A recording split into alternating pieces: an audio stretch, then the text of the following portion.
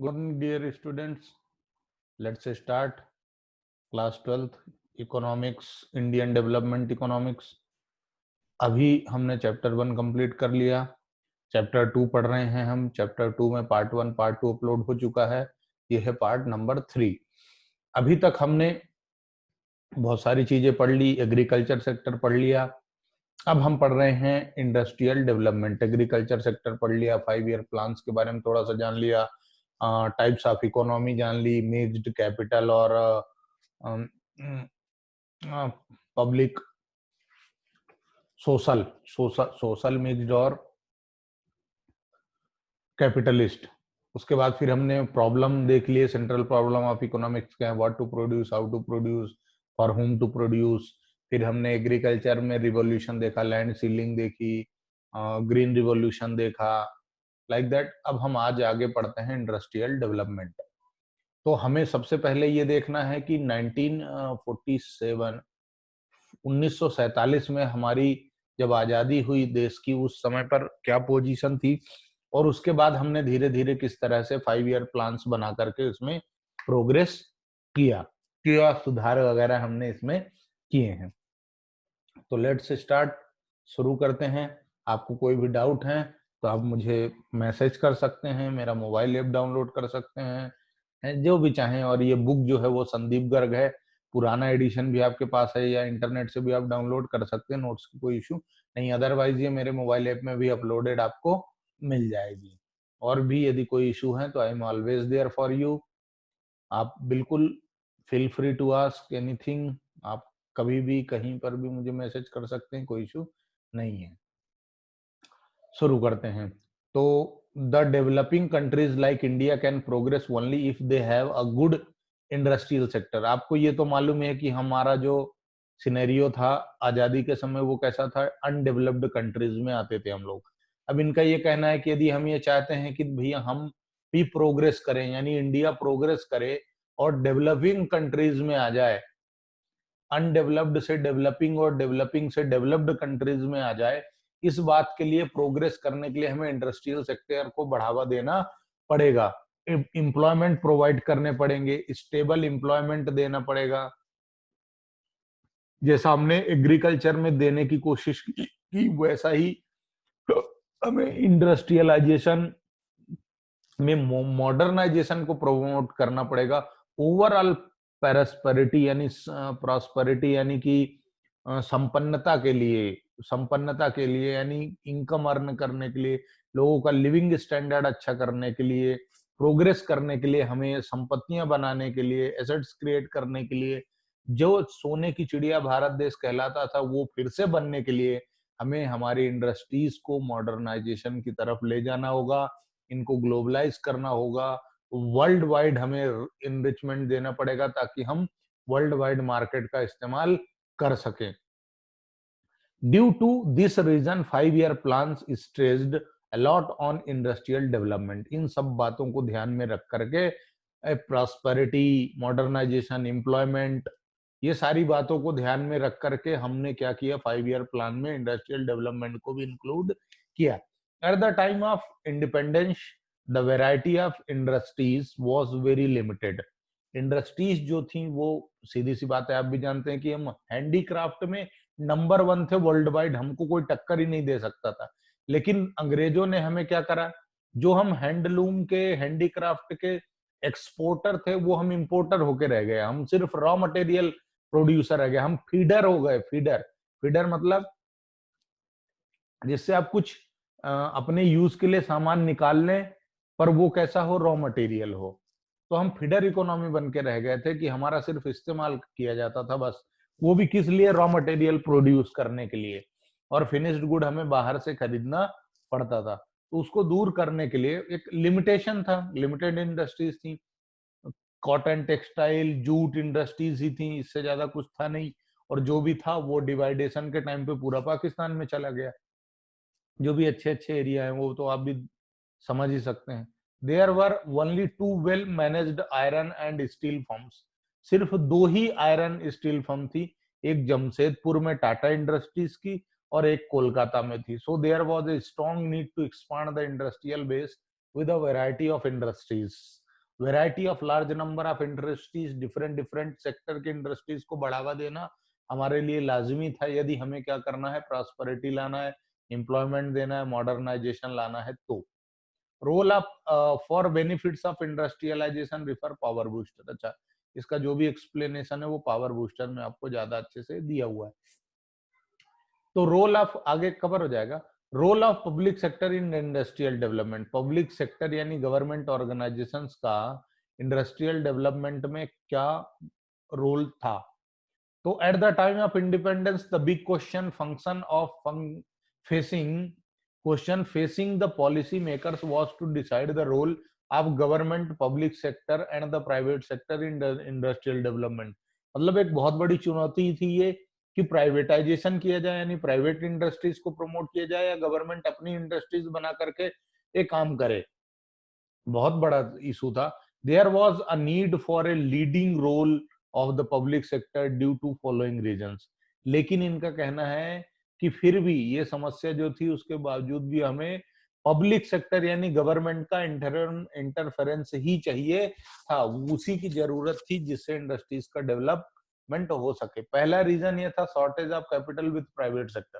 Private sector में लोगों के पास पैसा ही नहीं था। क्यों? क्योंकि मेन काम क्या था, खेती, और उसमें भी क्या करते थे, सरप्लस हमारे पास बचता नहीं था, लगान के रूप में हमको देना पड़ता था जमींदारी सिस्टम होने की वजह से। और दूसरी चीज, हम कभी फिनिश्ड गुड बना ही नहीं पाए। हमारी जो हैंडलूम इंडस्ट्री थी, हैंडीक्राफ्ट की, वो खत्म कर दी अंग्रेजों ने। तो इस वजह से लोगों के पास इनकम ही नहीं था। कुछ एक बहुत कम पॉपुलेशन के पास इनकम हुआ करती थी यानी पैसे होते थे। तो shortage of capital with private sector, private sector के पास पैसे ही नहीं थे। Private entrepreneur did not have the capital to undertake investment in industrial venture. उनके पास इतना पैसा ही नहीं होता था कि वो इंडस्ट्रीज खोल सकें। Required the development of Indian economy. At the time of independence Tatas and Birlas were the only well known private entrepreneur. सिर्फ टाटा साहब थे और बिरला साहब थे। One idea can change your life. As a result, government had to make industrial investment through public sector undertaking. PSU का इस्तेमाल करके public sector industries बना करके गवर्नमेंट को चलाना पड़ा एक मजबूरी के रूप में। Lack of incentive for private sector, private sector क्योंकि देश में ही पैसा नहीं था, देश की जीडीपी ही इस लायक नहीं थी कि लोगों को पैसा दे सके, गवर्नमेंट लोन दे सके या उधारी में पैसे दिए जा सके कि वो इंडस्ट्रीज खोल सके। तो इसलिए गवर्नमेंट ने क्या किया, लैक ऑफ इंसेंटिव, इंसेंटिव नहीं दिया जाता था, इनकरेजमेंट नहीं हो सकता था, गवर्नमेंट की तरफ से कोई मोटिवेशन नहीं दिया जा सकता था प्राइवेट सेक्टर को कि वो अपने इंडस्ट्रीज लगा सके। कोई मार्केट नहीं था, एक लिमिटेड मार्केट था, लो डिमांडिंग था क्योंकि लोगों के पास भी पैसा नहीं था, इसलिए ज्यादा लोग इंडस्ट्रियल गुड्स में, लो साइज इंडस्ट्रीज, लो साइज मार्केट और लो साइज डिमांड थी। क्यों? क्योंकि लोगों के पास पैसा नहीं था। Objective of social welfare, objective of social welfare, अच्छा सीधी सी बात है, गरीब देश था, गरीब जनता थी, अनडेवलप्ड थे हम, अब फीडर इकोनॉमी वाली कंट्री थे हम। तो अब क्या था, लोगों को भी क्या करना था, वेलफेयर कर, मतलब लोगों को भी बचाए रखना था कि भाई इनको भी जिंदा रखना है। तो इसलिए गवर्नमेंट का पार्टिसिपेशन जरूरी हो गया क्योंकि प्राइवेट सेक्टर सोशल सर्विस नहीं कर सकती थी। As a result, state had complete control over the industries that were vital for the economy. The policies of the private sector had to be complementary to those of the public sector, with public sector leading the way. इंड- इसकी वजह से complete control industries में economy को बढ़ाने के लिए private sector को ना दे करके कॉम्प्लीमेंट्री था कि प्राइवेट सेक्टर के साथ गवर्नमेंट सेक्टर भी लीडिंग रोल में रहे। इंडस्ट्रियल पॉलिसी रिजोल्यूशन 1956, 1956 में इंडस्ट्रियल रिजोल्यूशन पॉलिसी बनाई गई। Industrial resolution is a comprehensive package of policy measures which covers various issues connected with different industrial enterprises of the country. Industrial policy एक comprehensive package था जो policy major था और various issues को cover करता था जो डिफरेंट इंडस्ट्रीज से अटैच्ड थी।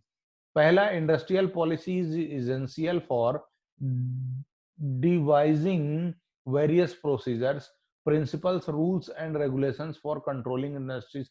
सबसे पहले तो इन्होंने पॉलिसी में काम किया, रूल, रेगुलेशन, प्रिंसिपल्स, इन पर काम किया कि किस तरीके से इंडस्ट्रियल पॉलिसीज को बनाना है।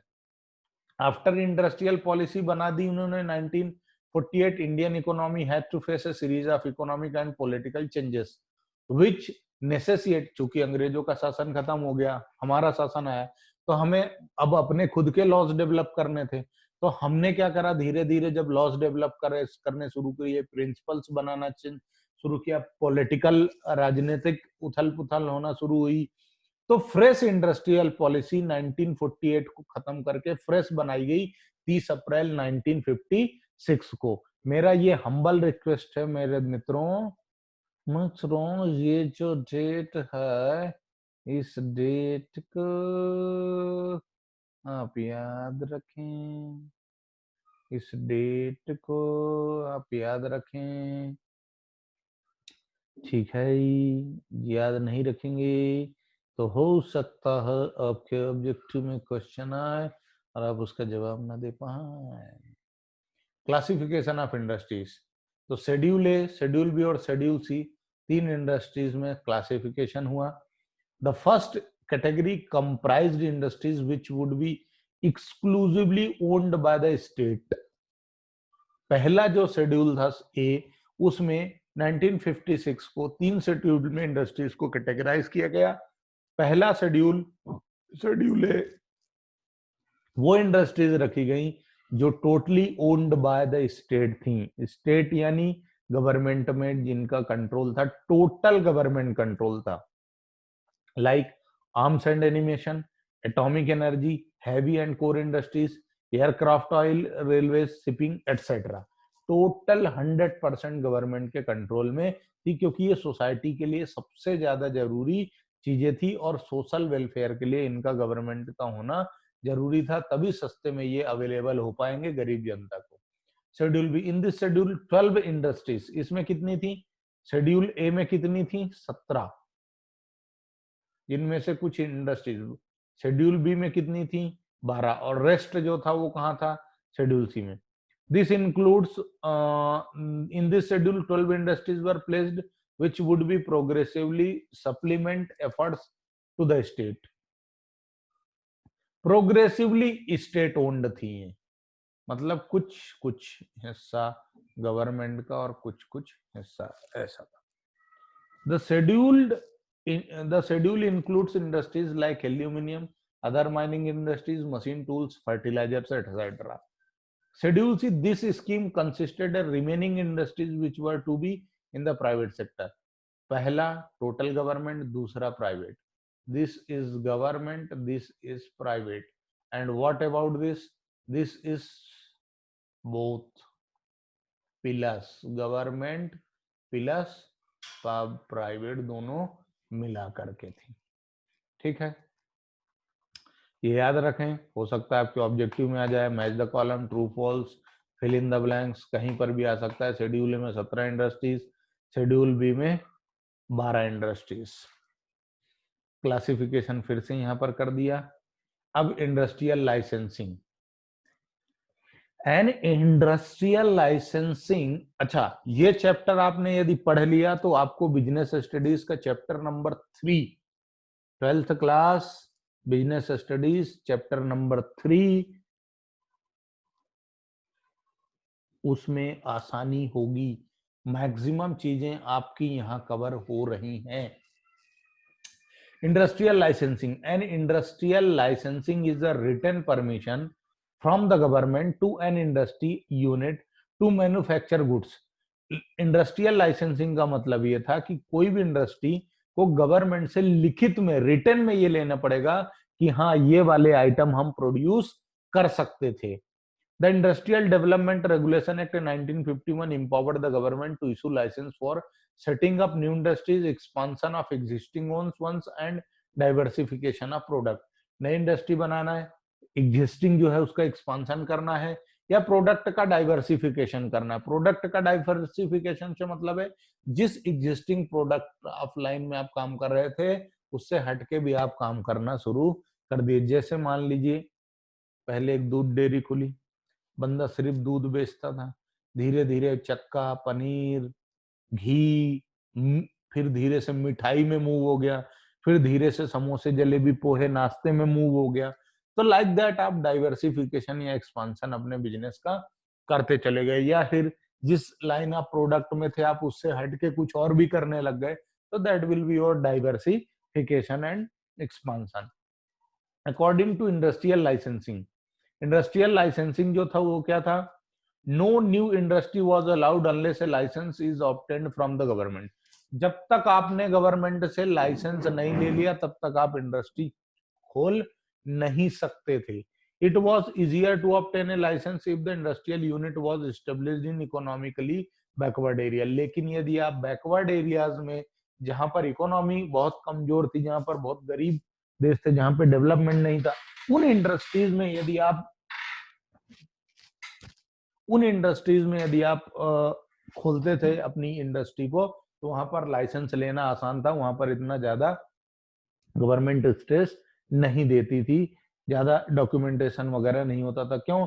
क्योंकि such units were given certain concession, उनको कुछ कंसेशन मिलता था, सच एज टैक्स बेनिफिट मिलता था, इलेक्ट्रिसिटी मिलती थी, और कल lower tariff. The purpose of this policy was to promote regional equality. भाई जो गरीब एरिया है उनको आप बेनिफिट दो गवर्नमेंट की तरफ से, सस्ते बिजली दे दो, सस्ता टैक्स कर दो, जो नॉर्मल लोगों पे लगता है उतना मत रखो उसका टैक्स का रेट। इससे क्या होगा कि जब बैकवर्ड एरियाज में इंडस्ट्रीज खुलेंगी तो लोगों को एम्प्लॉयमेंट देंगी, वहां का इंफ्रास्ट्रक्चर डेवलपमेंट करेंगी। ये शर्त होती थी, कंडीशन होती थी लाइसेंस देने की, कि आपको इंफ्रास्ट्रक्चर डेवलप करना पड़ेगा, यानी रोड वगैरह भी का भी साधन डेवलप करना पड़ेगा, और लोकल लोगों को एम्प्लॉयमेंट देना पड़ेगा। License was needed even if an existing industry want to expand output or diversify production. Total control licensing था कि भैया आपको एग्जिस्टिंग होना और आपको प्रोडक्शन का आउटपुट बढ़ाना है या डाइवर्सिफाई करना है, दूसरे प्रोडक्ट में शिफ्ट होना है, तो भी आपको क्या करना है? Larger quantity of goods produce करने के लिए भी आपको क्या करना पड़ेगा? लाइसेंस लेना पड़ेगा। स्मॉल स्केल इंडस्ट्रीज की बात करें यदि अब हम,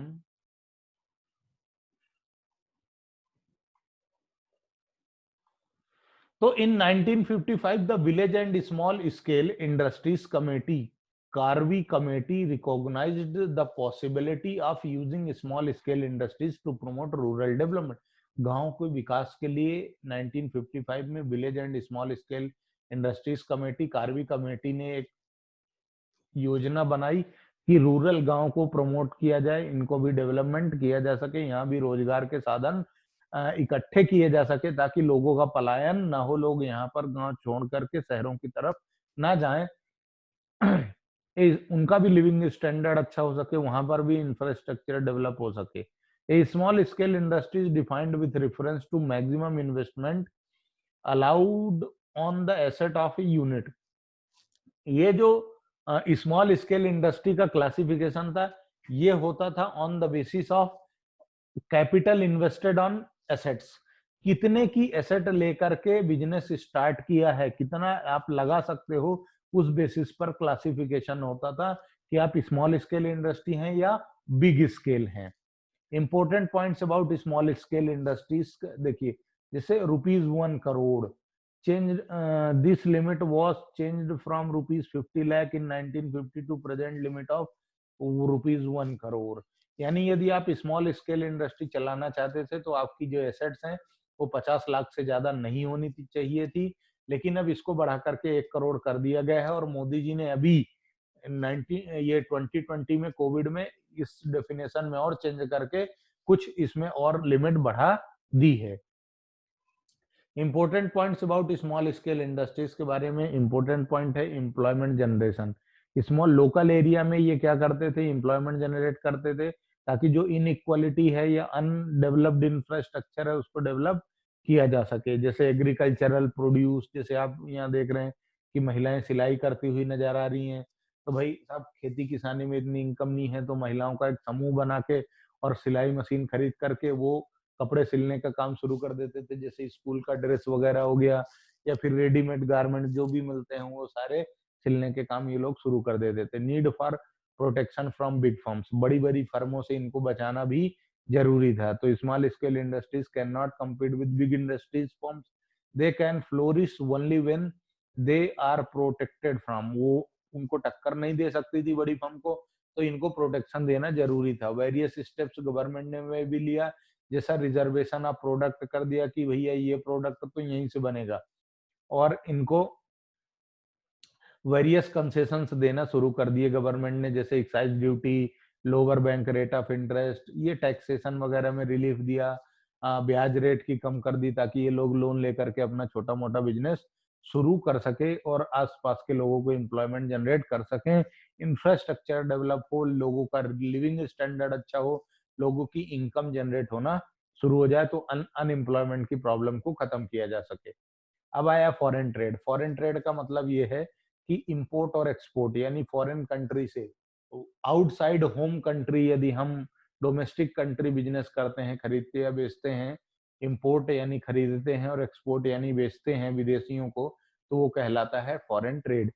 India entered into plant developed era in 1950s, and at that time import substitution was a major element of India trade and industrial policy. In 1950 India share the total world's trade was 1.78%।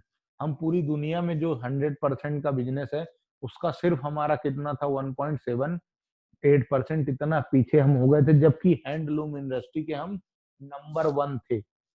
ठीक है guys, तो इसको बढ़ावा देने के लिए foreign trade की import को कम करके हम एक्सपोर्ट करना शुरू करें या घर में ही बनाना शुरू कर लें ताकि हमें बाहर से खरीदना ना पड़े, ऐसी हमने कोशिश की। तो ट्रेड पॉलिसी इंपोर्ट सब्सटीट्यूशन, जो ट्रेड पॉलिसी हमने फॉरेन ट्रेड की बनाई उसमें हमने ये कोशिश की कि इंपोर्ट का सब्सटीट्यूशन किया जा सके, यानी फॉरेन फॉरेन से जो हम परचेस करते हैं उसको कम कर सके, आत्मनिर्भर बन सके, इंडिया में ही प्रोडक्शन शुरू हो सके। In order to self reliant in vital sectors, India has followed the strategy of replacing many imports like domestic production।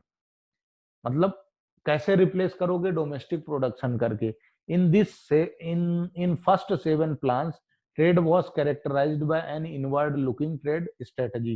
पहले जो 5 ईयर प्लान थे उनमें से 7 प्लानों में हमने ये कोशिश की कि इनवर्ड लुकिंग ट्रेड स्ट्रेटजी पर काम किया जाए, यानी technically this strategy called import substitution, यानी हम ज्यादा से ज्यादा ये कोशिश करें कि हमारे भारत में ही मैन्युफैक्चरिंग की प्रोसेस हो, हम यहीं पर चीजों को बनाएं और कम से कम कोशिश करें कि हम विदेशों से खरीदें। Import substitution refers to a policy of replacement और substitution of import by domestic production. Domestic production बढ़ा दो और फॉरेन से परचेजिंग को कम कर लो। Example, in instead of importing vehicles made in foreign country, domestic industries would be encouraged to produce them in India itself. विदेशों से गाड़ियां खरीदने से अच्छा क्या है कि हम गाड़ियां भारत में ही बनाना शुरू कर दें, ये उद्देश्य था। The basic aim of the policy was to protect domestic industries from foreign. Foreign चीजें सस्ती होती हैं, अच्छी होती हैं, उनसे प्रोटेक्शन देने के लिए गवर्नमेंट ने क्या करा कि आप अनएम्प्लॉयमेंट होगा, भाई यहाँ इंडस्ट्री डल गई 10 लोगों को रोजगार मिलेगा, जीवन यापन के साधन मिलेंगे उनको। तो इसलिए उन्होंने कहा कि आप लोकल बनाना शुरू करो, विदेशों से खरीदना बंद करो। The policy of import substitution can serve to define objectives. 2 चीजें क्या हो सकती हैं, saving of precious foreign exchange को बचाना, और अचीविंग सेल्फ रिलायंस, और आत्मनिर्भर बनना, खुद पर डिपेंड हो जाओ, दूसरे पे डिपेंड मत रहो। सेविंग ऑफ प्रीसियस, देखो भैया क्या है कि हमारी जो करेंसी है उसकी वैल्यू, चूंकि हम अनडेवलप्ड कंट्रीज में थे, जो हमारी करेंसी थी रुपया उसकी वैल्यू कम थी और विदेशों की जो करेंसी थी उसकी वैल्यू ज्यादा हुआ करती थी। अब क्या होता है, आप विदेशों से खरीदोगे तो पेमेंट भी विदेशी मनी में देना पड़ेगा, तो इसको कन्वर्ट कराना पड़ेगा होम कंट्री की, तो कन्वर्जन के चार्जेस भी बहुत लग जाते थे। कई बार तो एक्सेप्ट ही नहीं होता था वहां पर पैसा, तो वहां के लिए फिर क्या होता था, गोल्ड वगैरह में पेमेंट करने पड़ते थे। तो इन सब चीजों से बचने के लिए गवर्नमेंट ने क्या कोशिश की कि कागजों में तो ये कोशिश की कि भैया अपन एक काम करो, अपन यहीं बनाना शुरू करो। Protection from imports through tariff and quotas, government ने किस तरह से दिया, कोटा और टैरिफ देके। टैरिफ मतलब टैक्स रेट कम किया, इंपोर्ट में टैक्स रेट बढ़ा दिया, और एक्सपोर्ट में कम कर दी, इंपोर्ट में टैक्स रेट बढ़ा दिया। और यदि मैन्युफैक्चरिंग यदि आप खुद अपने भारत में ही करें तो वहां पर टैक्स में रिलीफ दे दी। कोटा दे दिया, एक मैक्सिमम लिमिट दे दी कि इससे ज्यादा आप इंपोर्ट नहीं कर सकते, बाकी का काम आप डोमेस्टिक प्रोड्यूसर ही करना से लेना पड़ेगा। रीजन फॉर इंपोर्ट सब्सटीट्यूशन, क्यों जरूरी था? The policy of protection in the form of import substitution is based on the notion that industries of developed countries like India are not in a position to compete against the goods produced by more developed countries. With protection they will be able to compete in the due course of time। देखो, import की एक limitation दे दी, taxes बढ़ा दिए, अपने यहाँ के taxes कम कर दिए, सुविधाएं दे दी। इससे क्या हुआ? रीजन क्यों सब्सटीट्यूशन लाए? ताकि हम खुद भी मैन्युफैक्चर बन सकें और हमारी जो लोकल इंडस्ट्रीज हैं उनको प्रोटेक्शन दिया जा सके और एम्प्लॉयमेंट की संभावनाओं को ज्यादा से ज्यादा जनरेट किया जा सके। Restriction on import was necessary as there was risk of drain of foreign exchange reserve on the import of luxury goods. Luxury goods यदि इंपोर्ट होते थे तो उसके बदले आपको फॉरेन एक्सचेंज देना पड़ेगा, और उससे क्या होगा, आपकी जो फॉरेन करेंसी का भंडार है, जो आप स्टोरेज है, वो धीरे धीरे खत्म हो जाएगा, तो हमारी वैल्यू भी खत्म हो जाएगी। जब हमारे पास दूसरे की संपत्ति होती है तो हमारी वैल्यू दूसरे से बढ़ जाती है। इसलिए फॉरेन करेंसी का स्टोर होना देश के लिए बहुत ज्यादा जरूरी होता है। क्रिटिकल अप्रेजल ऑफ इंडस्ट्रियल, अब इसमें कुछ लोगों ने इसकी बुराइयां भी की, तो क्या बुराइयां थी इसमें हम ये समझते हैं। The achievement of industrial sector during the first 7 plans are impressive indeed. कुछ जितना लोग चाहते थे उतना नहीं था। The proportion of GDP contributed by the industrial sector increased in the period from 11% to 24%। ये बढ़कर कितना हो गया? 11% से 11.8% से बढ़ के 24.6% हो गया 1991 में, 40 सालों में। This rise in industrial share of GDP is an important role. इसमें इंडस्ट्री ने बहुत रोल अदा किया। Their 6% annual growth rate of industrial sector during the period is also admirable.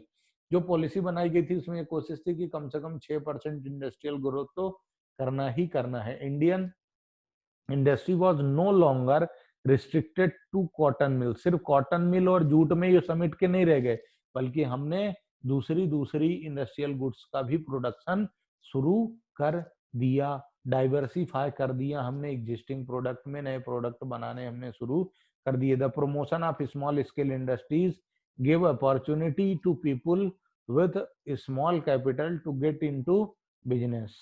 छोटी स्मॉल स्केल इंडस्ट्रीज का जो कॉन्सेप्ट आया, इनने इन्वेस्टमेंट अपॉर्चुनिटी दे दी कि छोटे मोटे लोग भी थोड़ा थोड़ा पैसा लगा करके बिजनेस शुरू कर सकते थे, वो भी एम्प्लॉयमेंट जनरेट कर सकते थे, जिससे ग्रोथ और इक्विटी की संभावनाएं बढ़ जाए। प्रोटेक्शन फ्रॉम फॉरेन कंपटीशन से प्रोटेक्शन दिया गया, जिसमें 2 import substitution enabled the development of indigenous industry in the areas of electronics and automobile sector. लेकिन फिर भी इंपोर्ट सब्सटीट्यूशन के बाद भी, प्रोटेक्शन देने के बाद भी, इलेक्ट्रॉनिक और ऑटोमोबाइल सेक्टर में दबदबा जो था वो फॉरेन कंट्री का ही रहा है, और ये सबसे बड़ा ड्रॉबैक था।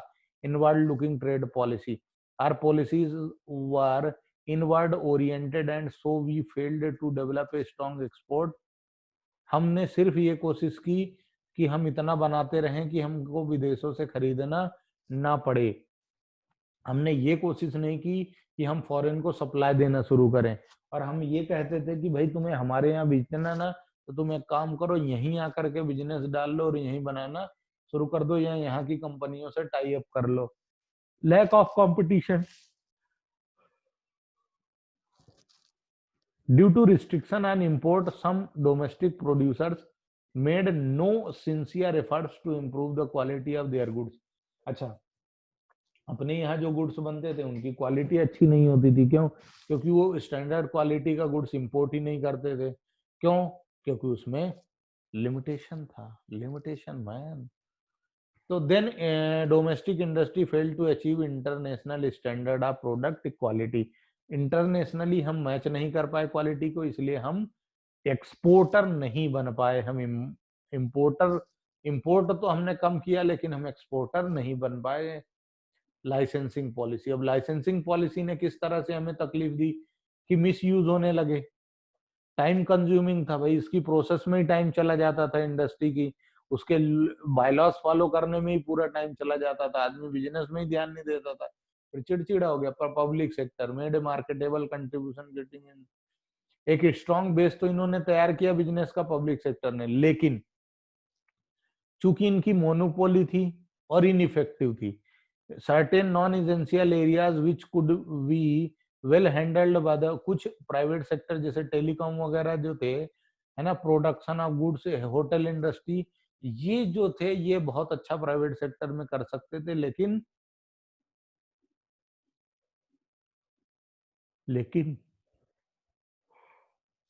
लाइसेंसिंग और रिस्ट्रिक्शन की वजह से ये नहीं कर पाए।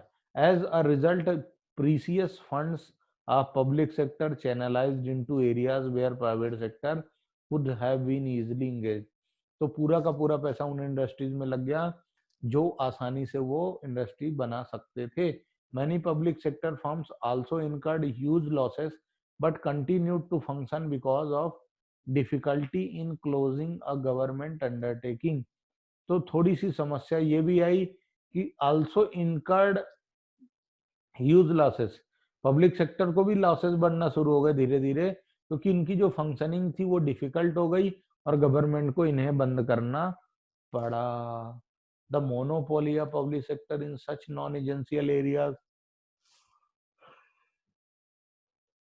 ये जो जरूरी चीजें नहीं थी वहां पर भी गवर्नमेंट की मोनोपोली थी, यानी गवर्नमेंट अकेली प्रोडक्शन करने वाली थी और बेचने वाली थी और खरीदने वाली पूरी पब्लिक थी। तो इन पर वैसे भी फर्क पड़ा, क्योंकि इन्हें जो जहां ज्यादा ध्यान देना था उसकी बजाय वो सब मैं हूं मैं हूं मैं हूं मैं हूं, बस इसी एको हम द्वितीयो नास्ति में ये बन के रह गए, जिससे इनका डेवलपमेंट उस हिसाब से नहीं हो पाया। जो अपॉर्चुनिटीज मिलनी थी प्राइवेट सेक्टर को वो नहीं मिली, जिसकी वजह से प्राइवेट सेक्टर का ग्रोथ नहीं हुआ और इंफ्रास्ट्रक्चर डेवलप नहीं हुआ, इंडस्ट्रियल का जो हमारा टारगेट था वो भी अचीव नहीं हो पाया। Conclusion, the progress of Indian economy in the three sectors can be summarized as under agriculture industrial. Summary ये है कि India became self sufficient in food production due to green revolution की वजह से हम थोड़ा सा फूड में तो आ गए। Land reform resulted in abolition of zamindari system, zamindari system को हमने खत्म कर दिया लैंड रिवॉल्यूशन, लैंड सीलिंग से। इन इंडस्ट्रियल सेक्टर हमारा क्या हुआ, industries become far more diversified compare to situation in independence के टाइम पे जो थी, जो एक लिमिटेड प्रोडक्ट बनाती थी, वो डाइवर्सिफिकेशन की वजह से बाद में ज्यादा प्रोडक्ट, वैरायटी ऑफ प्रोडक्ट बनाना शुरू हो गई, जिससे हमारी ग्रोथ और एम्पावरमेंट हुआ और गवर्नमेंट का रेगुलाइजेशन शुरू हुआ।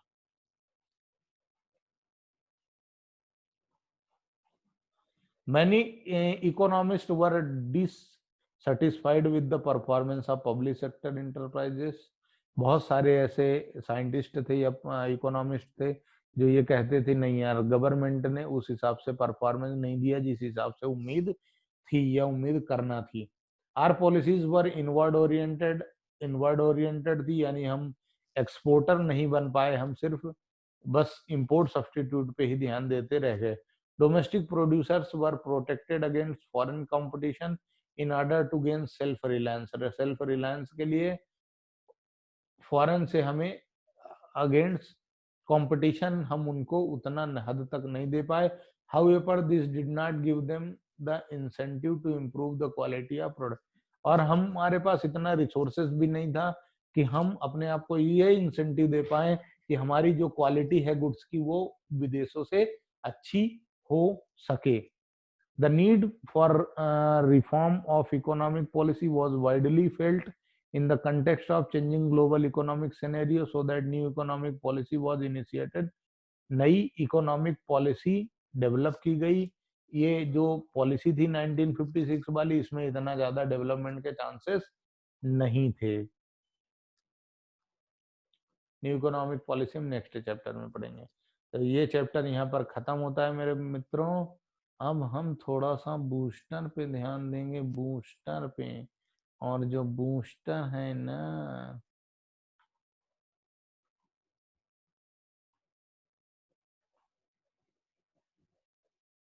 अरे मन मेरा मंदिर दिया तेरी बातें। बूस्टर, बूस्टर में देख लेता हूँ कितना बड़ा है, फिर उस हिसाब से। अच्छा, ज्यादा बड़ा नहीं है, तो यहाँ शुरू करते booster. Mahalanobis, the architect of Indian planning. PC Mahalanobis 1893 से 1972 तक ये थे, और इन्होंने इंडस्ट्रियल प्लानिंग में बहुत अहम रोल अदा किया था। Many distinguished thinkers contributed to the formulation of our 5 year plans, among them Prasanta Chandra महा महल नानु महलानोबिस स्टैंड आउट। और इनमें सबसे महत्वपूर्ण भूमिका प्रशांत चंद्रा जी की थी। इनका जन्म इसमें हुआ कलकत्ता में, जो अच्छा जून इन कलकत्ता हुआ, कलकत्ता को अब कोलकाता कहा जाता है। ही वाज, ये मतलब ये सिलेबस का पार्ट नहीं है, एक्स्ट्रा जानकारी के लिए है, इनका है।